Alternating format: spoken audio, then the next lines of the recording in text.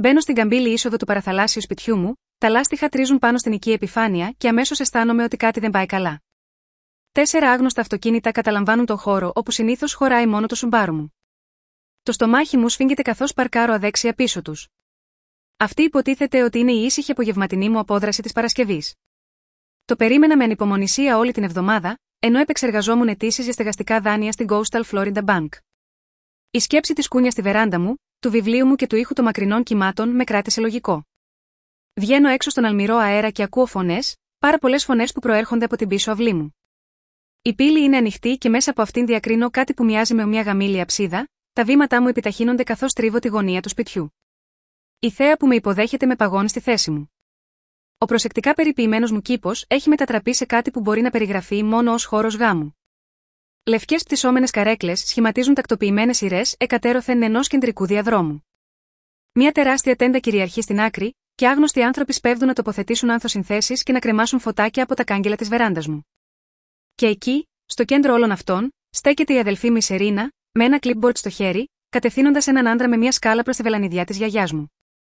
Τα λαμπιόνια πρέπει να καμφθούν μέσα από αυτά τα κλαδιά. Δίνει οδηγίες, με τη φωνή της να έχει εκείνο το ιδιαίτερο τόνο εξουσίας που έχει τελειοποιήσει από την παιδική της ηλικία. Ο Τόμας και εγώ θέλουμε να νιώσουμε αυτή τη μαγική αίσθηση όταν χορέψουμε τον πρώτο μας χορό. Παραμένω ακίνητη στη θέση μου, παρακολουθώντας απαρατήρητη καθώς η Σερίνα στρέφει την προσοχή της σε μια γυναίκα που τακτοποιεί λευκά τριαντάφυλλα. Αυτά τα κεντρικά διακοσμητικά πρέπει να είναι ψηλότερα, θέλουμε δραματικότητα. Και έλεγξε αν ο τροφοδότης τηλεφώνησε για την επιλογή με τα θαλασσινά. Το μυαλό μου γυρίζει. Τροφοδότης, πρώτος χορός, ο Τόμας είναι ο φίλος της Σερίνα εδώ και 8 μήνες, αλλά δεν είχα ακούσει τίποτα για ραβόνα, πόσο μάλλον για γάμο στο σπίτι μου. Τελικά, η παράλυση μου σπάει. Κάνω ένα βήμα μπροστά. Οι πέτρες του κήπου είναι δροσερές κάτω από τα πόδια μου. Τα μάτια της Σερίνα συναντούν τα δικά μου και, για ένα δευτερόλεπτο, διακρίνω μια λάμψη ενοχής, ανησυχίας, πριν το πρόσωπό της ανθίσει σε ένα λαμπερό χαμόγελο. Ρέιν, τέλεια στιγμή, φωνάζει, κάνοντας μου νόημα να πλησιάσω σαν να είμαι απλώς ένας ακόμη προμηθευτής του γάμου. Χρειαζόμαστε τη γνώμη σου για το σχέδιο των θέσεων. Προσπαθώ να βρω τη φωνή μου. Τι συμβαίνει εδώ, το χαμόγελο της Σερίνα δεν κλονίζεται. Δεν σου είπε η μαμά, οριστικοποιούμε τις λεπτομέρειες του γάμου, η τελετή είναι το επόμενο Σάββατο. Ήρθες πάνω στην ώρα για να βοηθήσεις με τη διάταξη των θέσεων. Το βλέμμα μου περιεργάζεται τη μεταμορφωμένη ιδιοκτησία μου. Το ιερό καταφύγιο του Σαββατοκύριακου για το οποίο δούλεψα διπλές βάρδιες για 5 χρόνια για να το αγοράσω. Η προκαταβολή που αντιπροσωπεύει αμέτρητες απορριφθήσεις προσκλήσεις για δείπνο και οικονομικά γεύματα. Θα κάνεις το γάμο σου. Εδώ, στο σπίτι μου, τα λόγια βγαίνουν με δυσκολία. Μια γυναίκα με κομψό σακάκι πλησιάζει, με το χέρι τεντωμένο. Πρέπει να είσαι η γενναιόδορη αδελφή για την οποία έχω ακούσει τόσα πολλά. Είμαι η Βανέσα, η διοργανώτρια του γάμου. Ο χώρος είναι απολύτως τέλειος για αυτό που οραματίστηκαν η Σερίνα και ο Τόμας. Τη σφίγγω το χέρι αυτόματα, ενώ επεξεργάζομαι τα λόγια της. Γενναιόδορη αδελφή, χώρος, τα μάτια μου πέφτουν σε ένα τραπέζι καλυμμένο με κομψούς κρέμ χρώματος φακέλους. Παίρνω έναν, βγάζοντας την ανάγλυφη πρόσκληση που βρίσκεται μέσα. Οι λέξεις θολώνουν πριν ξαναεστιάσω. Σας προσκαλούμε με χαρά να γιορτάσετε το γάμο τους. Στο Bennett Beach House. 2, 19 Pelican Way, Sandpiper Beach, Φλόριντα. Η ανάμνηση αναδύεται χωρίς να το θέλω. Στέκομαι σε αυτόν τον ίδιο κήπο πριν από 5 χρόνια, με το κλειδί στο χέρι. Τρέμω από υπερηφάνεια καθώς ο μεσίτης με συγχαίρει για την αγορά μου.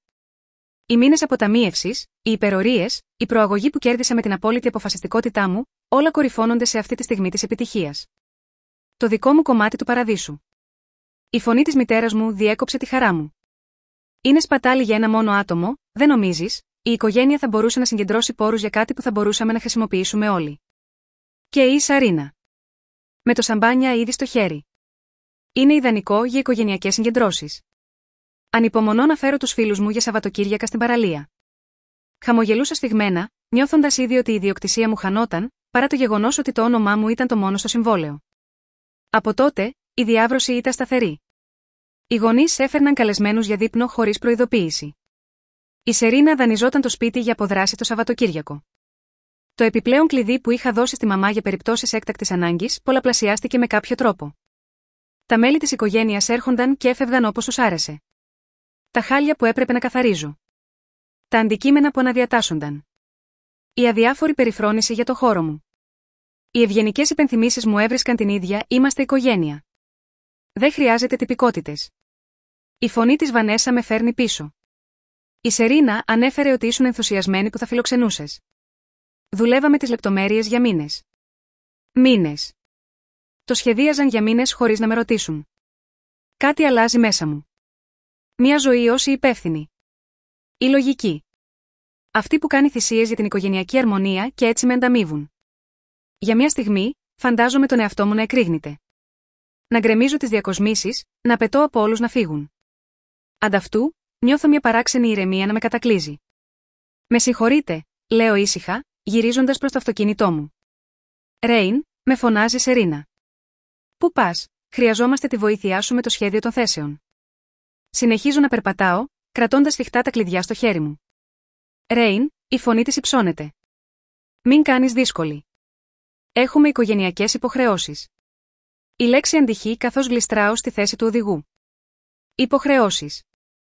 Πάντα οι δικές μου υποχρεώσεις προς αυτούς, ποτέ οι δικές τους προς εμένα. Καθώς απομακρύνομαι, βλέπω την απογοητευμένη έκφραση της Αρίνα στον καθρέφτη. Για πρώτη φορά μετά από χρόνια, δεν νιώθω το γνωστό βάρος της ενοχής.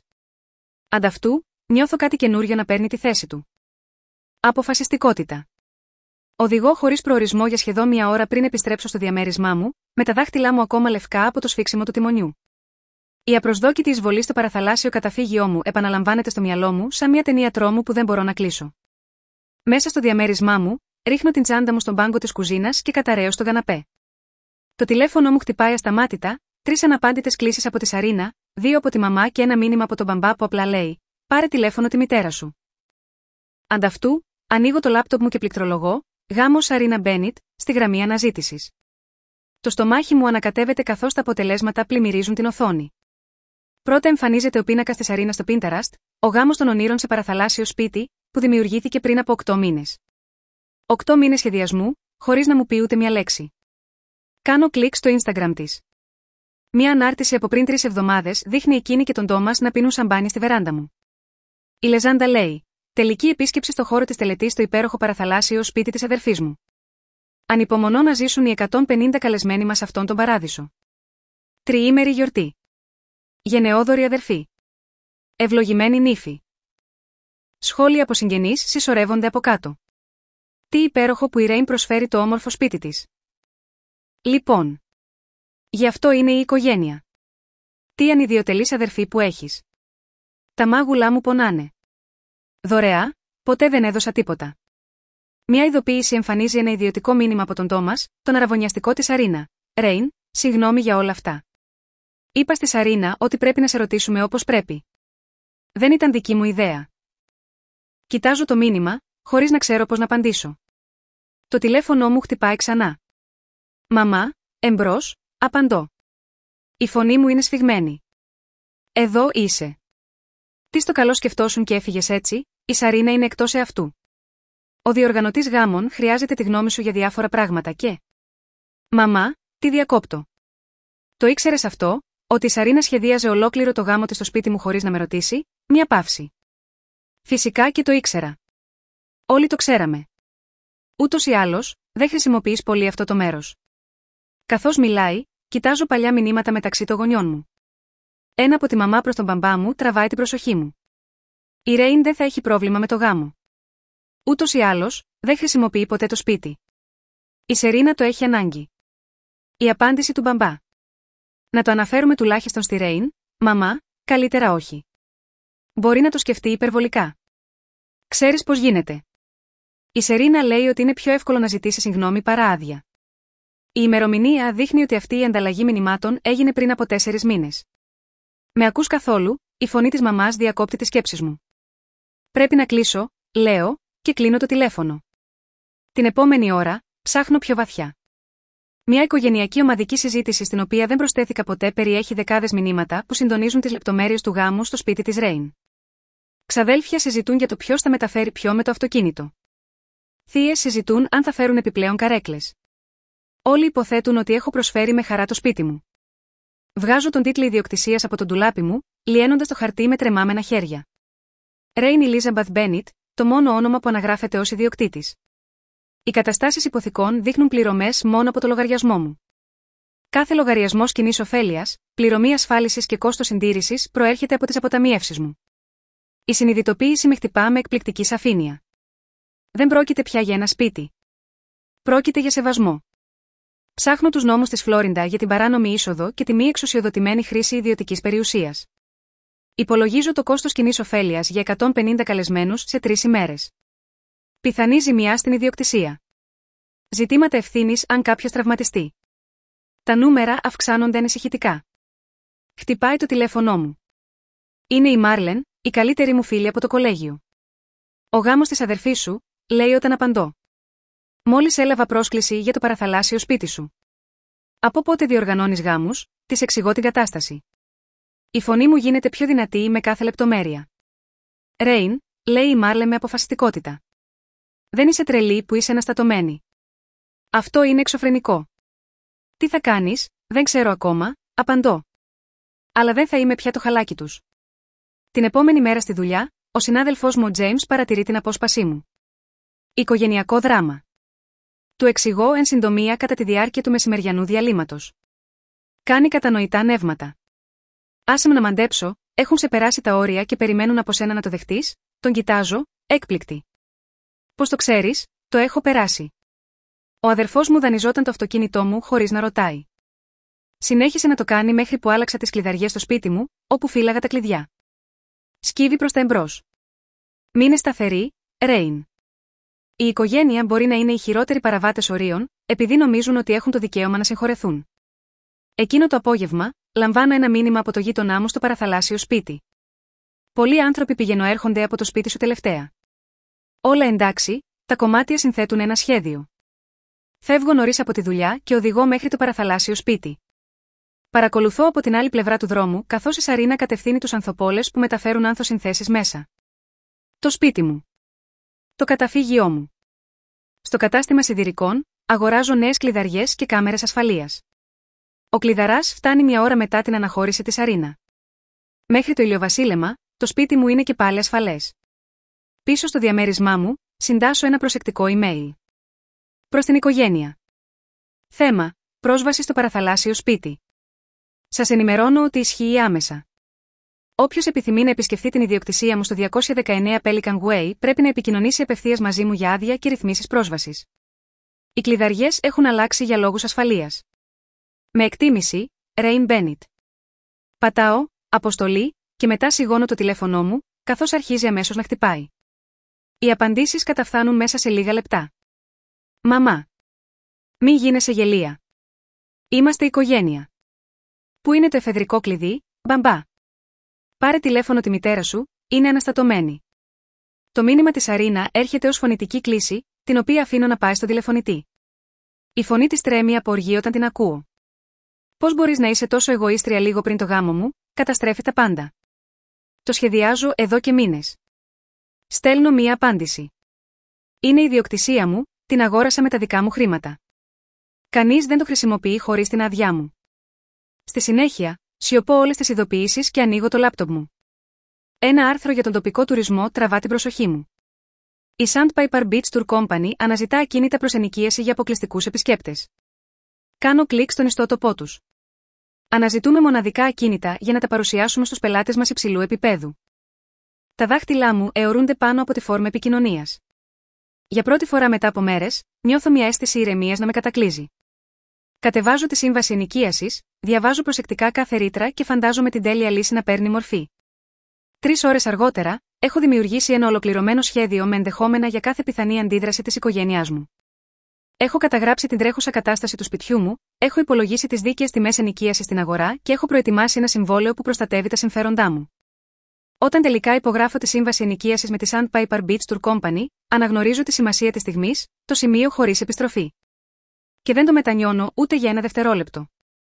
2 μέρες αργότερα, το τηλέφωνο μου χτυπά για 17η φορά σήμερα το πρωί. Το ξέρω γιατί τα μετράω. Κάθε δόνηση προκαλεί ένα μικρό τρέμουλο στο ξύλινο γραφείο της Coastal Florida Bank, όπου προσπαθώ να συγκεντρωθώ σε μια αίτηση υποθήκης για σχεδόν 1 ώρα. Η οθόνη φωτίζεται ξανά με το όνομα της Σαρίνα, συνοδευόμενο από μια προεπισκόπηση κειμένου που ξεκινάμε, είσαι εντελώς γελίος. Σιωπώ το τηλέφωνο και το γυρίζω με την οθόνη προς τα κάτω. 3 ακόμη μηνύματα φτάνουν σε γρήγορη διαδοχή, οι σιωπηλές δονήσεις τους σαν θυμωμένες φύκες παγιδευμένες στο γραφείο. Πρόβλημα στο σπίτι, ρωτάει ο Τζέιμς από το διπλανό κουβούκλιο. Τα μάτια του συναντούν τα δικά μου πάνω από το διαχωριστικό, η ανησυχία εμφανή στο ελαφρύ ρητίδισμα του μετώπου του. Η οικογένειά μου ανακάλυψε ότι υπάρχουν όρια, λέω, εκπληκμένη από τη σταθερότητα της φωνής μου. Δεν το παίρνουν καλά. Ο ανελκυστήρας χτυπάει, τραβώντας την προσοχή μου στον κεντρικό όροφο της τράπεζας. Το στομάχι μου ανακατεύεται. Η μητέρα μου περπατά με μεγάλα βήματα πάνω στα μαρμάρινα πλακάκια, η αποφασιστική της βάδιση και η άκαμπτη ώμη της προδίδουν την αποστολή της σε όποιον την παρακολουθεί. Φοράει τον ντύσιμο της για την Εκκλησιαστική Επιτροπή, μπλε λινό παντελόνι, μαργαριτάρια, εντυπωσιακά γόβα. Δεν θα το έκανε, ψιθυρίζω, αλλά φυσικά και θα το έκανε. Αυτό ακριβώς θα έκανε. Αυτή είναι η μαμά σου, ψιθυρίζει ο Τζέιμς, βυθιζόμενος πιο κάτω στην καρέκλα του. Στέκομαι μπροστά της πριν φτάσει στο γραφείο μου, σταματώντας την κοντά στον ψύκτη νερού. Μητέρα, εδώ είναι ο χώρος εργασίας μου. Και προφανώς το μόνο μέρος όπου μπορώ να σε βρω, λέει, με φωνή τόσο δυνατή ώστε οι συνάδελφοι που βρίσκονται κοντά να σταματήσουν να πληκτρολογούν. Επειδή αποφάσισες να αγνοήσεις τις κλήσεις όλων και να αλλάξει τις κλειδαριές χωρίς προειδοποίηση, η παλιά βροχή θα την οδηγούσε αμέσως στην αίθουσα διαλύματος, σε μια απελπισμένη προσπάθεια να ελαχιστοποιήσει τη σκηνή. Ανταυτού, νιώθω μια παράξενη ηρεμία να με κατακλείζει, σαν να μπαίνω σε δροσερό νερό. Μπορούμε να μιλήσουμε μετά τη δουλειά, λέω. Θα σε συναντήσω στο Bayside Cafe στις 5:30. Η αδερφή σου είναι συντετριμμένη. Ο χώρος ήταν τέλειος. Καταλαβαίνεις τι έκανες, 5:30, επαναλαμβάνω, με χαμηλότερη αλλά πιο σταθερή φωνή. Ή καθόλου. Ανοιγοκλίνει 2 φορές τα μάτια, μια κίνηση σχεδόν κωμική από την έκπληξη. Χωρίς να πει άλλη λέξη, γυρίζει και φεύγει, τα τακούνια της χτυπάνε το πάτωμα με μειωμένη αυστηρότητα. Ο Τζέιμς σφυρίζει χαμηλά όταν επιστρέφω στο γραφείο μου. Αυτό ήταν ο εντυπωσιακό. Είμαι τόσο έκπληκτος όσο και αυτός. Εκείνο το βράδυ, μπαίνω στο πάρκινγκ του εστιατορίου Coral Gable, όπου η οικογένειά μου έχει οργανώσει κάτι που μπορεί να περιγραφεί μόνο ως παρέμβαση. Μέσα από το παράθυρο, τους βλέπω να κάθονται ήδη στο συνηθισμένο μας τραπέζι στη γωνία. Η μητέρα, ο πατέρας, η Σαρίνα και, προς εκπληξή μου, η θεία Λίντα, η αποδοκιμασία της οποίας με τρομοκρατούσε από την παιδική μου ηλικία. Δεν χρειάζεται να μπεις, λέει η Μορλίν από το κάθισμα του συνοδηγού. Η φίλη μου επέμεινε να έρθει όταν της ανέφερα το δείπνο, αποκαλώντας τον εαυτό της σωματοφύλακα των ορίων μου. Στην πραγματικότητα, λέω, βρίσκοντας ξανά εκείνη την παράξενη ηρεμία, πρέπει. Μέσα, η Σερίνα δεν περιμένει να καθίσω πριν ξεκινήσει την επίθεσή της. Ο γάμος των ονείρων μου καταστράφηκε, ανακοινώνει. Τα μάτια της ήδη λάμπουν από τα δάκρυα που έχει εξασκηθεί να ρίχνει. Ο εναλλακτικός χώρος είναι μισό σε μέγεθος και δεν είναι καθόλου κοντά στην παραλία. Η οικογένεια του Τόμας αμφισβητεί τα πάντα τώρα. Ο πατέρας μου καθαρίζει το λαιμό του. Γλυκιά μου, καταλαβαίνουμε ότι ήσουν και έκπληκτη από τις ρυθμίσεις, αλλά σίγουρα μπορούμε να βρούμε μια λύση. Μετά από όλα όσα έχουμε κάνει για σένα. Η μητέρα προσθέτει, με φωνή που τρέμει από συγκρατημένη συγκίνηση. Άλλαξα ολόκληρη την καριέρα μου για να σας δώσω ευκαιρίες, κορίτσια. Σας πήγαινα στα μαθήματα πιάνου για 8 χρόνια. Μαθήματα πιάνου που παρακάλεσα να σταματήσω μετά από 3 μήνες, λέω σιγά σιγά. Η θεία Λίντα σκύβει μπροστά. Ρέιν, στην οικογένειά μας, υποστηρίζουμε ο ένας τον άλλον. Ο παππούς σου θα ντρεπόταν αν έβλεπε αυτόν τον εγωισμό. Το τραπέζι σιωπά με την αναφορά στον παππούτζο, την απόλυτη αυθεντία της οικογένειας, ακόμα και χρόνια μετά το θάνατό του. Αυτή είναι η ακραία επιλογή τους. Παίρνω μια αργή ανάσα και μετά κοιτάζω κατευθείαν την αδελφή μου. Πες μου μια φορά που ζήτησες άδεια πριν χρησιμοποιήσεις το σπίτι μου. Η Σερίνα ανοιγοκλίνει τα μάτια. Τι, μια φορά, ένα μόνο παράδειγμα που τηλεφώνησες πριν, ρώτησες αν με πείραζε και σεβάστηκες την απάντησή μου. Το στόμα της ανοίγει και μετά κλείνει.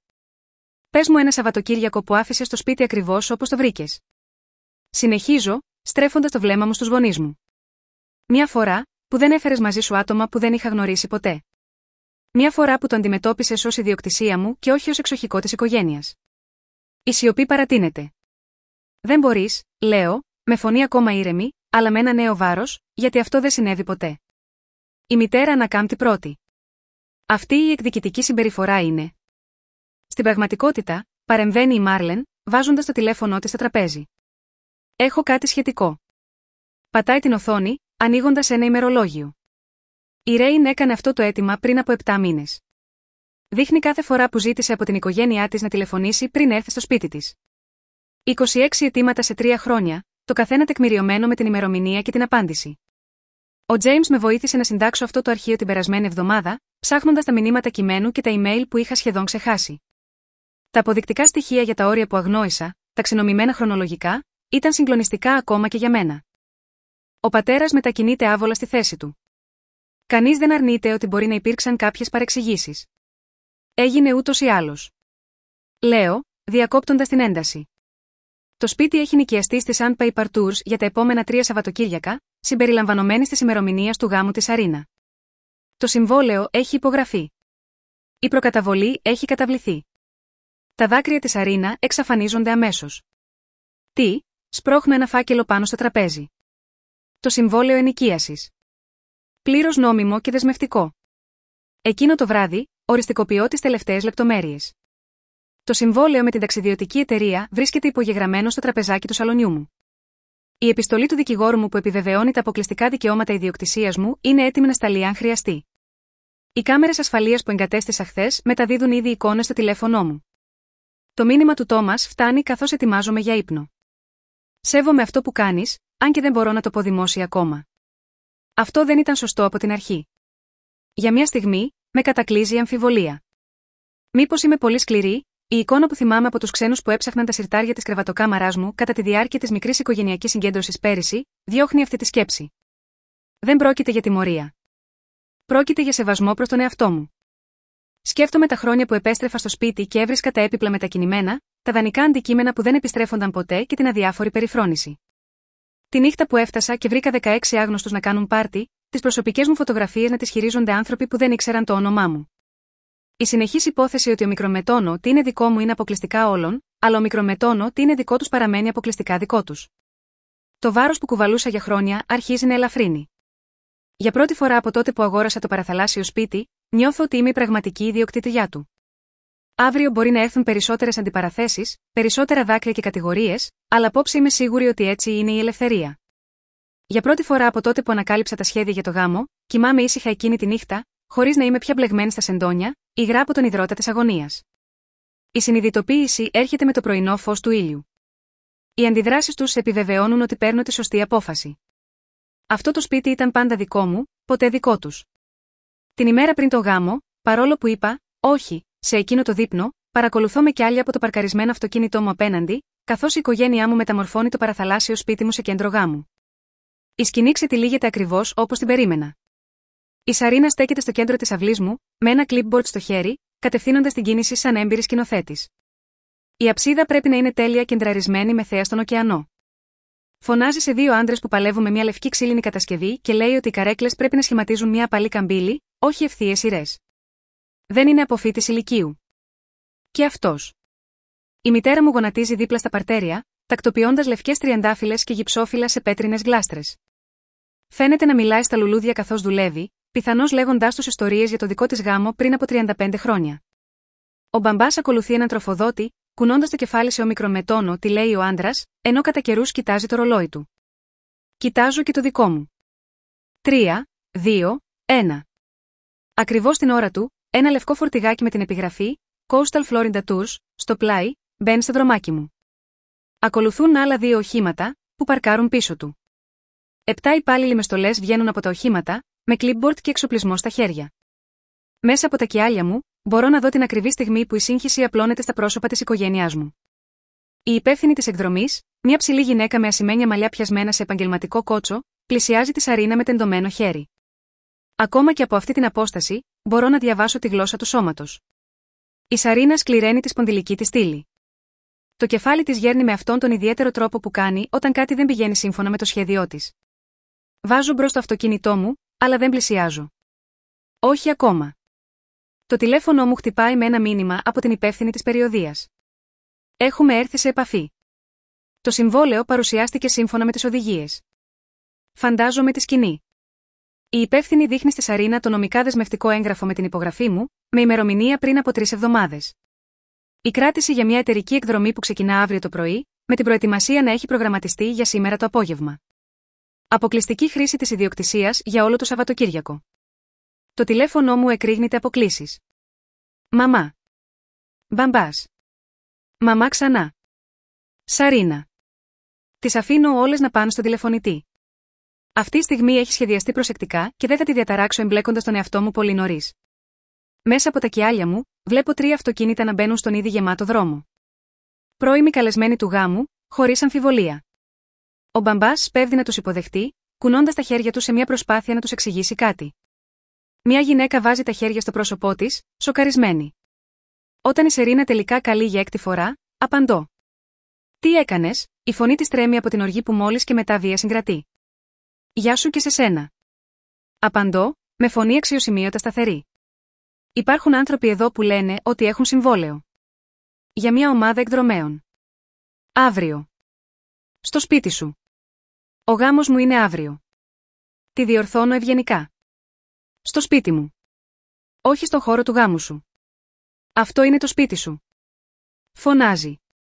Μπορείς να πεις σε αυτούς τους ανθρώπους να φύγουν. Ποτέ δεν με ρώτησες, Σαρίνα. Τα λόγια βγαίνουν εύκολα, έχω τα επαναλάβει στο μυαλό μου για μέρες. Αγόρασα αυτό το σπίτι με τα δικά μου χρήματα. Το συντηρώ με τα δικά μου χρήματα. Και το νίκιασα όπως ήθελα. Ήξερες για το γάμο.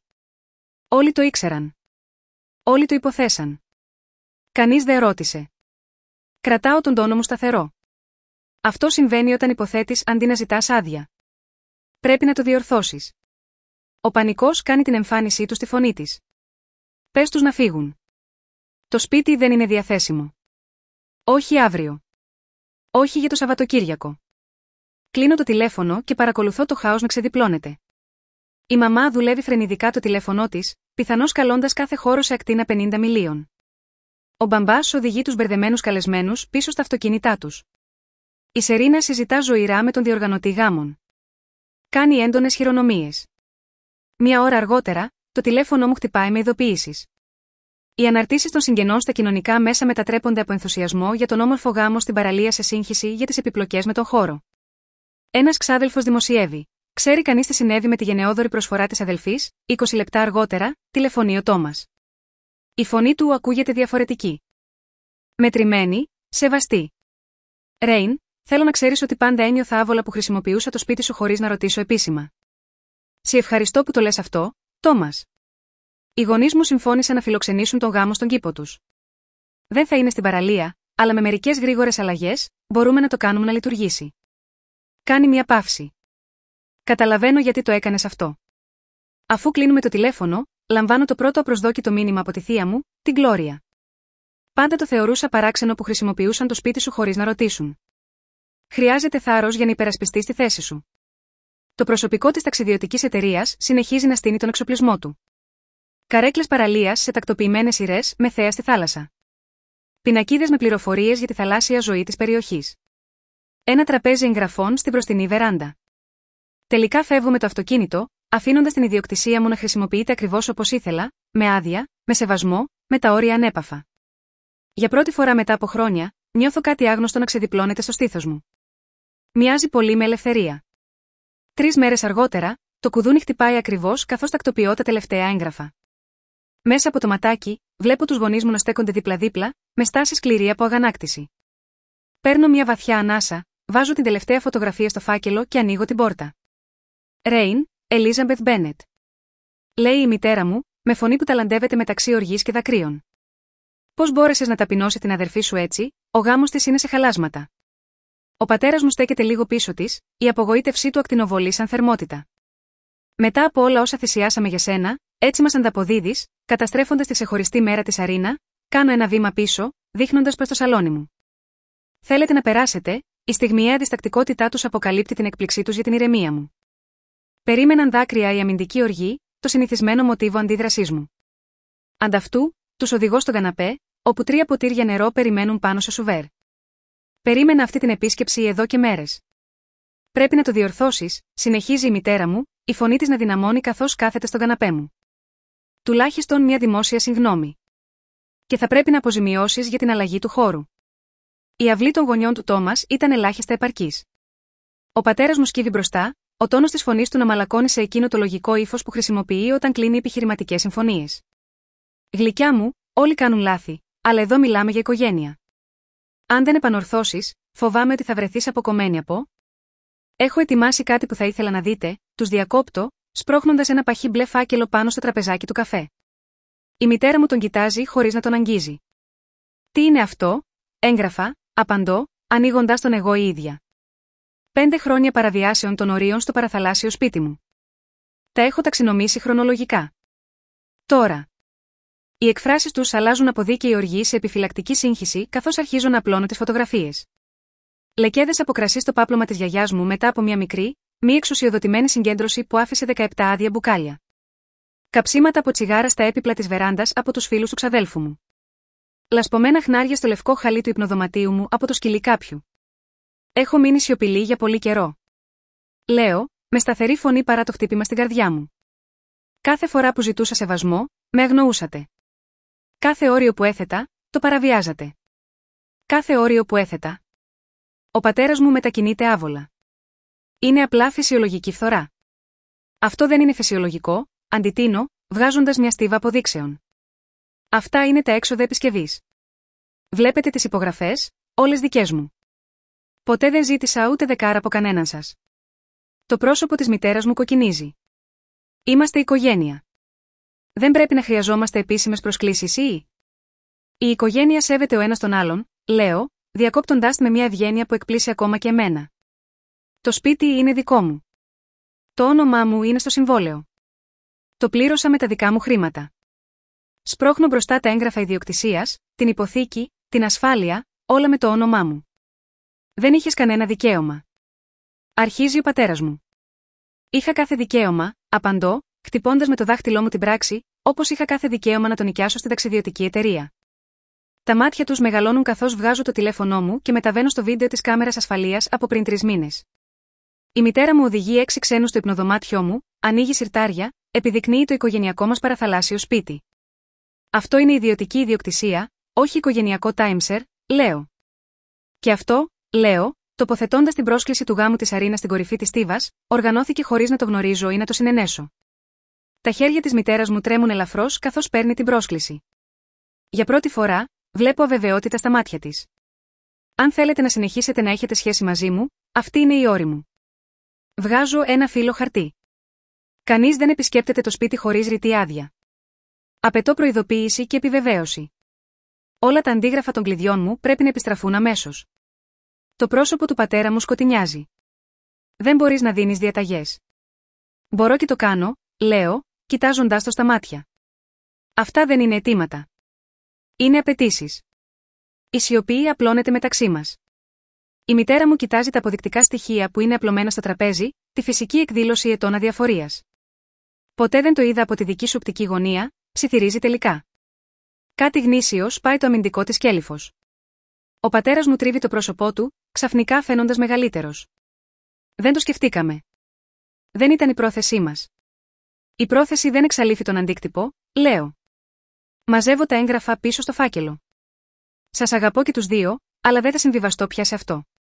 Η αλλαγή ισορροπίας είναι αισθητή στο δωμάτιο. Οι τακτικές χειραγώγησης, τα δάκρυα, η ενοχή, οι απειλές αποκλεισμού βρίσκονται άχρηστες μεταξύ μας σαν εξαντλημένα πυρομαχικά. Ο πατέρας μου βάζει το χέρι στην τσέπη του και αφήνει ένα κλειδί στο τραπέζι. Η μητέρα μου διστάζει πριν προσθέσει το δικό της δίπλα του. Η Σερίνα έχει κι αυτή ένα, παραδέχεται η μητέρα μου. Κουνάω το κεφάλι. Θα το πάρω από αυτήν. Δεν θα το πάρει καλά. Με προειδοποιεί ο πατέρας μου. Δεν είναι δική μου ευθύνη, απαντώ. Καθώς ετοιμάζονται να φύγουν, η μητέρα μου σταματά στην πόρτα. Θα έρθεις για το δείπνο της Κυριακής την επόμενη εβδομάδα, την κοιτάζω σταθερά στα μάτια. Θα σου πω μέχρι την Πέμπτη αν θα είμαι διαθέσιμη.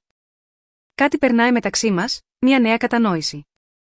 Κάνει ένα νεύμα με το κεφάλι, αποδεχόμενη αυτή τη μικρή αλλά σημαντική αλλαγή στη δυναμική μας. Αφού φεύγουν, στέκομαι στο ήσυχο διαμέρισμά μου, με την καρδιά μου να χτυπάει δυνατά, όχι από άγχος, αλλά από μια παράξενη, άγνωστη ελαφρότητα. Για πρώτη φορά μετά από χρόνια, νιώθω το βάρος των προσδοκιών τους να φεύγει από τους ώμους μου. Παίρνω τα κλειδιά που άφησαν πίσω, σύμβολα ενός ορίου που τελικά σεβάστηκαν, και τα βάζω στο σιρτάρι του γραφείου μου. Η μάχη δεν έχει τελειώσει.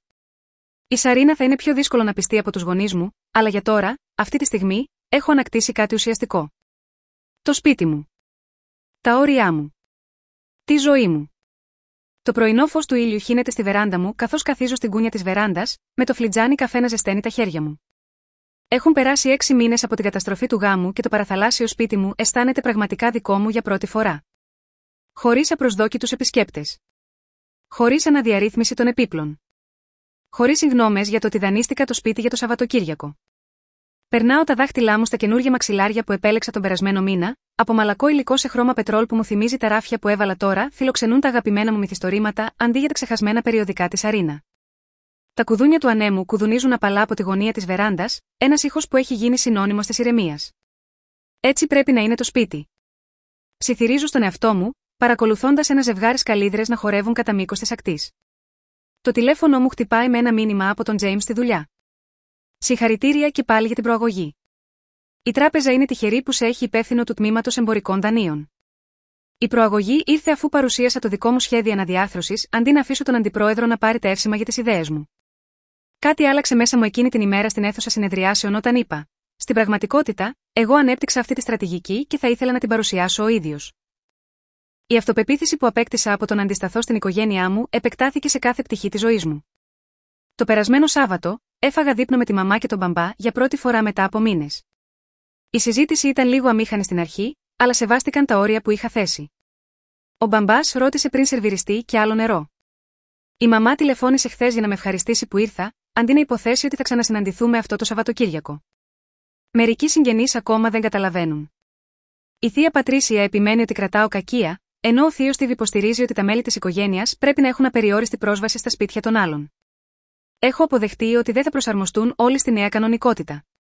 Ο Τόμας, εκπληκτικά, τηλεφωνεί περιστασιακά. Αφού παντρεύτηκε τη Σερίνα στον κήπο των γονιών του, ο οποίος αποδείχθηκε υπέροχος παρά την αλλαγή της τελευταίας στιγμής, φαίνεται να επενδύει πραγματικά στην οικοδόμηση μιας σχέσης σεβασμού. Η αδερφή σου μαθαίνει, μου είπε την περασμένη εβδομάδα. Αργά, αλλά προσπαθεί. Έντερ. Το κουδούνι της πόρτας μου χτυπά ακριβώς στις 11. Η Σερίνα στέκεται στη βεράντα μου, με τα χέρια νευρικά ενωμένα μπροστά της. Ευχαριστώ που με άφησες να έρθω, λέει, περιμένοντας να την προσκαλέσω να περάσει. Περπατάμε προς την κουζίνα, όπου έχω ετοιμάσει ένα απλό γεύμα. Παρατηρεί τις οικογενειακές φωτογραφίες που έχω να διατάξει στον τοίχο, οι οποίες εξακολουθούν να υπάρχουν, αλλά δεν κυριαρχούν πλέον στο χώρο. Μου αρέσει αυτό που έκανες με το χώρο, λέει, καθισμένη σε μια καρέκλα που της υποδεικνύω. Η συζήτησή μας περιφέρεται σε ασφαλή θέματα μέχρι που τελικά λέει: ποτέ δεν σκέφτηκα πραγματικά πως φερόμασταν στο σπίτι σου πριν. Απλά υπέθεσα. Ότι ήταν εν μέρη δικό σου, ολοκληρώνω. Κάνει νεύμα με το κεφάλι, εξετάζοντας το σάντουιτς της. Συγγνώμη. Τα λόγια αιωρούνται μεταξύ μας, εύθραυστα αλλά ειλικρινή. Στις 4, Αντίνο, λέει κοιτάζοντας το ρολόι της και σηκώνοντας. Πρέπει να φύγω. Σε ευχαριστώ που σεβάστηκες το χρόνο μου, της λέω, συνοδεύοντάς τη μέχρι την πόρτα. Το χαμόγελό της είναι διστακτικό αλλά ειλικρινές. Ήταν ωραία. Ίσως να το ξανακάνουμε κάποια φορά, θα μου άρεσε, απαντώ. Εκπλήσωμαι που το εννοώ. Αργότερα, καθισμένη στη βεράντα μου με τη Μάρλεν και 2 νέες φίλες από το μάθημα κεραμικής, σερβίρω κρασί σε ατέριαστα ποτήρια. Γελάμε καθώς ο ήλιος αρχίζει να δείει, χρωματίζοντας τον ουρανό με έντονα πορτοκαλί και ροζ χρώματα. Το τηλέφωνο μου ανάβει με ένα μήνυμα από τη Σερίνα. Ευχαριστώ που με φιλοξένησε σήμερα. Ανυπομονώ για την επόμενη φορά, με την άδειά σου, φυσικά. Χαμογελάω, αφήνω το τηλέφωνό μου και επιστρέφω στη συζήτηση. Τα όρια που έχω θέσει δεν έχουν περιορίσει τον κόσμο μου, όπως κάποτε φοβόμουν. Τον έχουν διευρύνει, δημιουργώντας χώρο για σχέσεις που βασίζονται στον αμοιβαίο σεβασμό και όχι στην υποχρέωση. Η θαλασσινή άβρα μεταφέρει τη μυρωδιά του αλατιού και των δυνατοτήτων, καθώς το βράδυ μας περιβάλλει. Για πρώτη φορά μετά από χρόνια, νιώθω απόλυτα άνετα στη ζωή μου.